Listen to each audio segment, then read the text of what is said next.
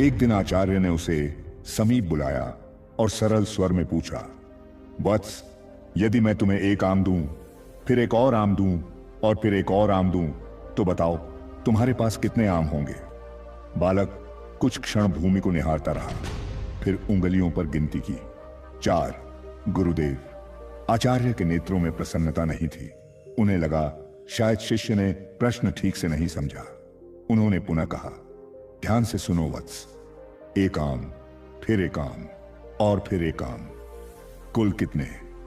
शिष्य ने गुरु का चेहरा देखा। वह समझ गया था कि उत्तर उनकी अपेक्षा से मेल नहीं खा रहा। अब उसके मन में सत्य से अधिक गुरु को संतुष्ट करने की चिंता थी। फिर भी वह बोला, 4 गुरुदेव। आचार्य ने प्रश्न बदल दिया, अच्छा, यदि मैं तुम्हें एक बेर दूं, फिर एक और बेर और फिर एक और बेर, तो बताओ कितने बेर होंगे? इस बार शिष्य निश्चिंत था। उसने गिनती की और कहा, 3 गुरुदेव। आचार्य के मुख पर संतोष आ गया। उन्हें लगा शिष्य अब प्रश्न की प्रकृति समझ चुका है। उन्होंने फिर पहला प्रश्न दोहराया, तो वत्स, एक आम, फिर एक आम और फिर एक आम। कुल कितने? शिष्य ने बिना रुके कहा, 4 गुरुदेव। आचार्य का स्वर कठोर हो उठा। 3 में 4 कैसे? स्पष्ट करो। शिष्य भयभीत हुआ।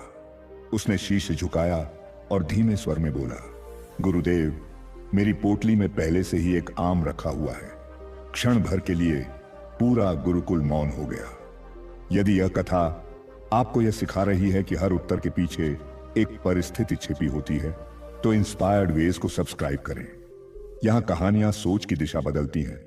आचार्य उस क्षण समझ गए, यह आत्मबोध है।